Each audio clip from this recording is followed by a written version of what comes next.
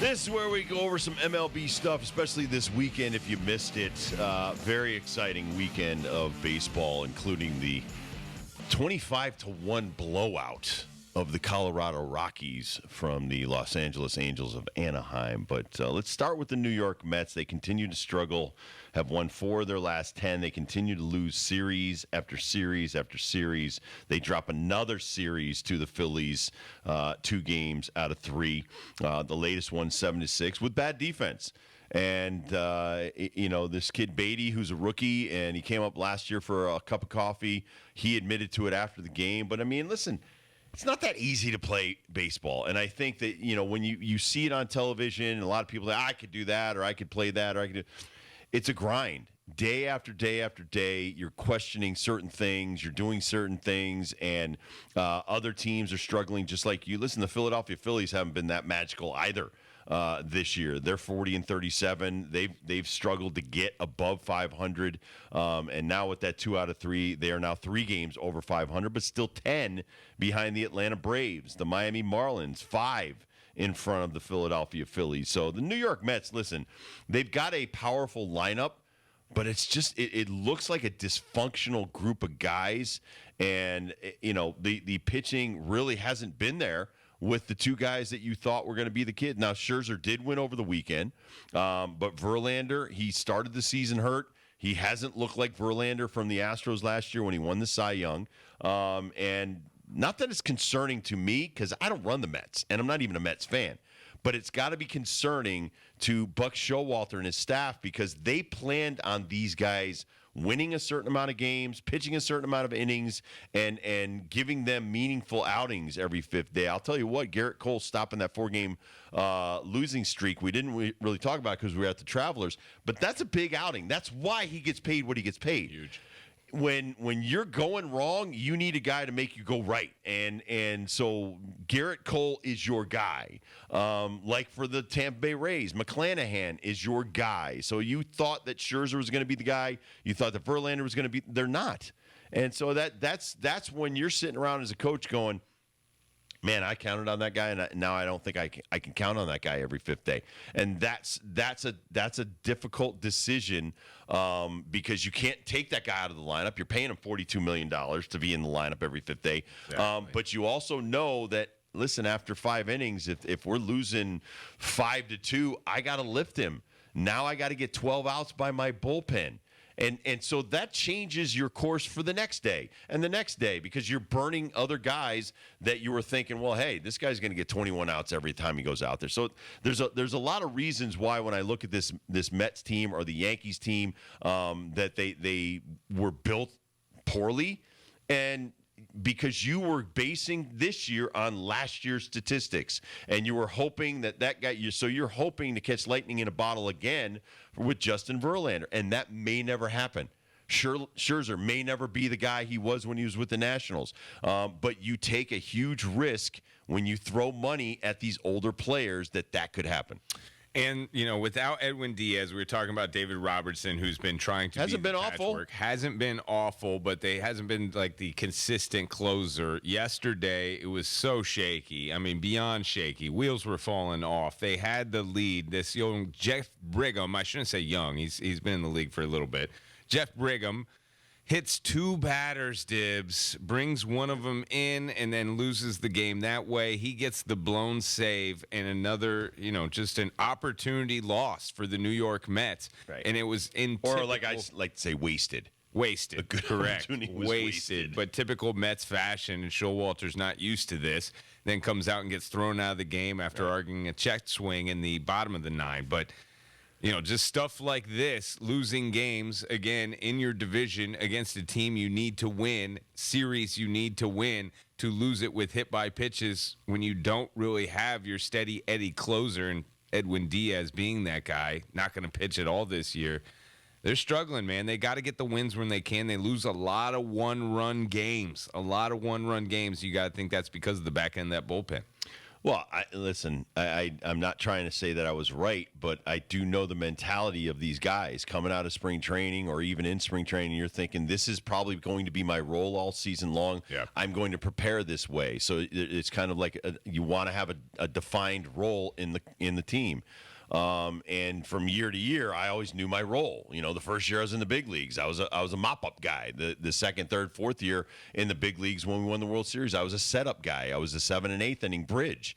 And, then you become a closer. And so, those transitions mentally are not easy because you apply pressure to your brain by overthinking things. The scariest part about any athlete is the 6 inches between your ears.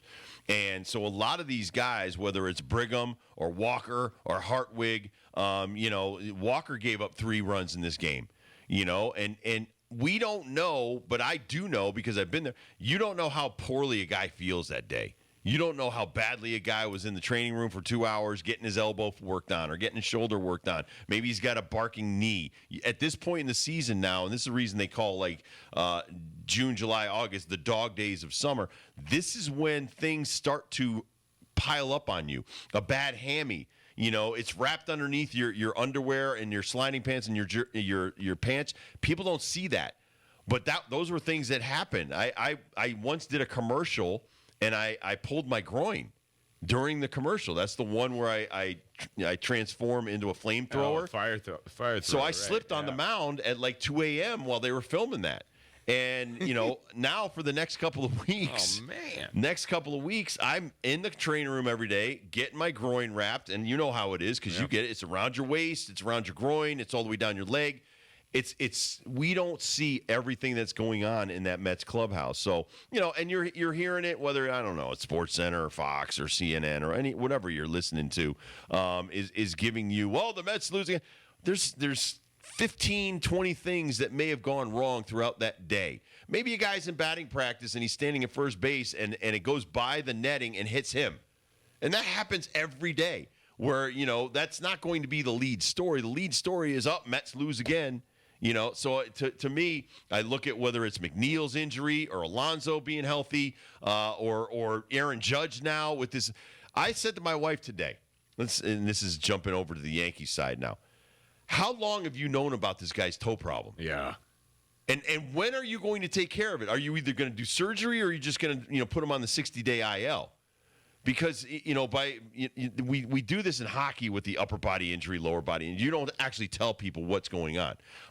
To me, this team sucks without Aaron Judge. And they know it, and everybody else knows it, and the other pitching staff knows it. And I've told you this many, many times. If I know I don't have to face Aaron Judge, it's like you shoot adrenaline right in my butt, right? Like a B12 shot, and you're like, hey, we're going to kick the crap out of this team. Yeah. But they got no Aaron Judge. You got Stanton, Donaldson. They got rid of Hicks because he stinks. It's like you got three guys in that lineup that make me nervous. Not even. Rizzo doesn't even really make me nervous anymore. So those are things that equate to losses. And the Phillies coming in know you are a depleted team. You're not intimidating anymore. Verlander doesn't scare me. Scherzer doesn't scare me. Carrasco, I love the dude. He's battled cancer, all that kind of stuff. But as a pitcher at his age, he's not scaring the crap out of me. He actually threw great. He got 12 outs, gave up 2 runs, threw 78 pitches to do that. You and I both know when I look at that box score, I'm like, he labored. He's got a 6 earned run average. He barely got out by the seat of his pants. Yeah. But now take that to the coaching room. After it's like we couldn't even get through the 5th inning game for us. And this is the only pressure I feel is because these guys are now fighting for their jobs. And they've got guys that are underachieving right now. So you talk about a daily pickle. Literally, this is their daily pickle. That what team are we putting on the field? How many innings we getting out of our starting rotation? How much are we going to have to tax our bullpen to try to just scratch out one victory? and that's why six straight months of baseball over 185 days, 162 games is not as simple as sometimes they make it seem on TV. They're really using AAA more than they ever have in both of those clubs. Both those clubs. I'd throw the Boston Red Sox in there as well. Oh, yeah. I've learned so much more about the Woo Sox in the last 3 years than I ever wanted to. I know so much more about Scranton Wilkes-Barre than I ever wanted to. But you're right. Like, what are we going to do if you're the Yankees without Aaron Judge? Not like, oh, woe is us. Just really, what are we going to do? Like, get a game plan. That way you can move forward for the future. And like you said, maybe some of these AAA guys or even a guy like Jake Bowers, for instance, knows exactly his game plan and what he will be doing, what he's got to do in the next couple of months in order to bridge that gap. You know how many guys they've used so far? How many? 26 pitchers for the Mets so far this year. I'm That's not how surprised banged up by they that. are. Not surprised by that at all. That number is probably going to keep on growing because everybody's getting used. And we got a long way to go. Got a long way to go. So I think that number is going to grow. I'm looking at Adam Ottavino. I'm trying to figure out when's the last time this guy, well, he just did throw, but he was out for a while. Yeah. And he's been used sparingly. Every little piece. I mean, it's a domino effect. But like I said, some of these guys are hurt. Some of these guys are dragging you know what. And it's because we don't know how badly their arms feel right now. And I bet Carrasco, I mean, they're probably putting him together with elastic bands and paper clips and stuff to get him back out on the field every fifth day. I mean, it's not easy. And we see it all over baseball. I'm not just saying it's the Mets. The Red Sox have tons of injuries. The Yankees have tons of injuries. Everybody's dealing with the Phillies. Bryce Harper feels so bad about, you know what, I have Tommy John. Most guys that have Tommy John surgery are like, listen, 10 to 12 months, I'll be back. That guy came back in 5 months. You know, I mean, that's admirable. And risking future years because of what he's doing. And I respect that because I'm an injured guy. I know what it's like to battle injuries, especially the last 3 years of my career. So for a lot of these guys that I know how poorly they feel, the last thing they do is want to wake up and listen to the radio or put social media on, or even their kids going to school. Thank God it's summertime now and the kids aren't in school. But some of these guys that have old enough kids, they're picking on the kids.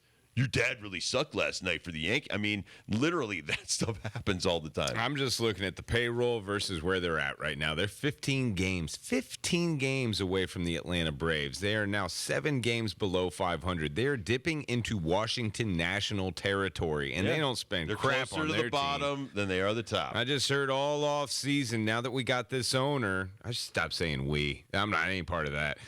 Now that they have this owner and they're getting all these big names, playing your tickets for the World Series or at least the playoffs, and they still got to play baseball, man. And for what we see, this owner is going to be looking at the Atlanta Braves, looking at the Miami Marlins, and looking at their payroll and saying, what in the hell am I paying for on these New York Mets? Over there in the AL East, the Red Sox now in last place. 13 games away from the Tampa Bay Rays. Doesn't seem that bad, especially. But honestly, the Red Sox would be tied with the Twins right now for first place 40 in the and Central. 39. So don't think the Red Sox are playing decent enough. They're just in the toughest division in baseball. Right, 40 and 39. The Yankees are in third behind the Orioles and the Tampa Bay Rays. They're 9.5 back from Tampa. They're 8 games above 500. Toronto Blue Jays right there in between at 43 and 36. You are correct. That is the toughest division in baseball. We say it a lot. In that Toronto lineup, they got this leadoff batter named George Springer that we're big fans of. He's right from Connecticut, UConn player. Now second all-time in leadoff home runs. He has 55. That's incredible. He's behind 81 from Ricky Henderson, so a long way to go to catch Ricky. It is incredible, dude. I mean, you got to be available. You got to be healthy enough even to get those kind of at-bats. You got to be good enough to get that leadoff spot, and you got to be productive enough and probably have the trust of the team to get that swing away sign to start the game. Just shows you how incredible. I mean, Ricky Henderson played 25 years, had 81 leadoff home runs. Not easy to be a leadoff guy. I always thought in my brain, and even now as I coach, I want speed. I want a guy that's a slasher. You know, I call my leadoff guy a slash and dash guy. Get on base, steal second and third, and we try to get you in. This 55 home runs is a career for a lot of guys. 55 leadoff home runs for George Springer. I think he's got like 20 in the postseason. I'm going to look it up in a second. But what an incredible career that really he doesn't get the notoriety that he deserves. I'm happy for George. Yeah, I hope the Toronto Blue Jays pick it up and kind of get back in the mix and challenge the Orioles for second or maybe even Tampa Bay. I think the world of this lineup, think the world of that guy. And, they've had some catching woes. I guess Alejandro's been banged up for a while. They've been throwing Danny Jansen out there for most of the time for Jansen the Toronto Blue Jays. He's good. Jansen I've got on my MLB The Show team. He kicks ass for me. Other than that, Toronto Blue Jays are a team, too, that has no excuses. They've went out and they've beefed up the starting rotation. They paid for George Springer. They've got a lot of great young talent we always talk about. Whit Merrifield's been a great addition to this team. I know they're great as far as their record shows, but again, fourth place in any division, it's nothing to, write about. 19 postseason home runs, people. You were close. That is It's insane. Leadoff home runs. Leadoff home runs, world championships, 38 driven and 270 average. Holy cow. Guy's a stud. Awesome. Oh, Braves Reds. Yeah. We got a caller. John Wallingford wants to talk Braves Reds. Is he going to rub it in Dib's face because they lost two? They lost the series to the Braves. Braves kicked some series. What do you got, John? Rob, how are you? Good. Lifelong Braves fan. Yeah, but it was a great series. Yes, it was. The games were so close and so forth. I originally wanted to say, you were talking about injuries, that the Braves are missing Kyle Wright, Freed, and actually Ian Anderson, 3 of their 5 starting pitchers, and doing what they're doing. So it is amazing there. Oh, no, their bullpen's one of the best in baseball. No, I got to tend to disagree with you a little bit there. I think the bullpen's been shaky the last month or so. Well, but consider why. You just answered that question. Your rotation's weakened, so these guys are having to do more in the bullpen, correct? They did pretty good last couple games. Yeah, in a way, but the ERAs are up in that bullpen, Robin. Iglesias has been so-so.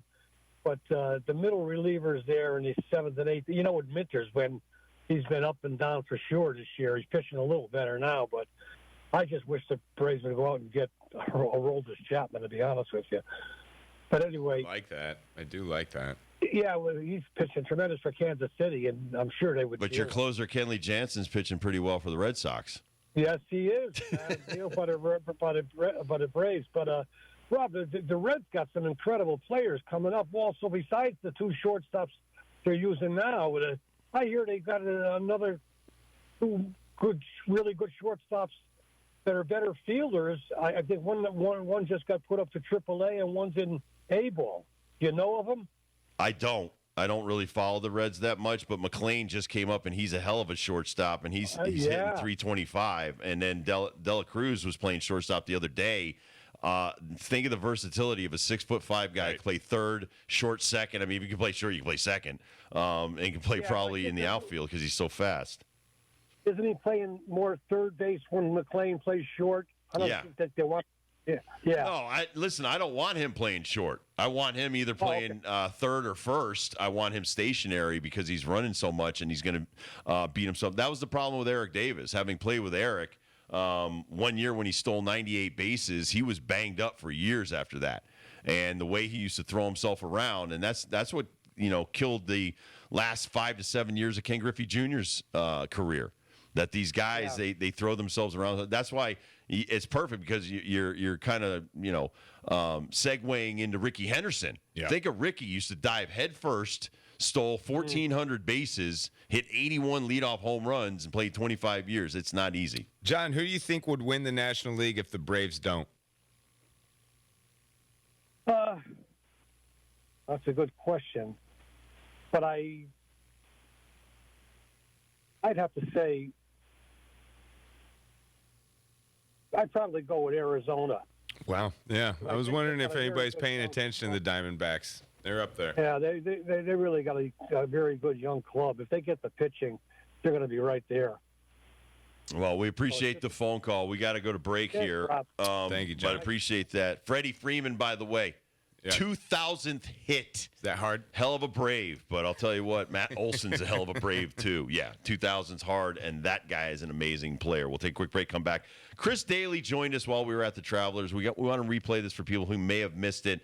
She was wonderful. This is an amazing interview, one of the best we've done in a long time. So Chris Daly, your associate head coach of the UConn women's basketball program, joined us from the Travelers.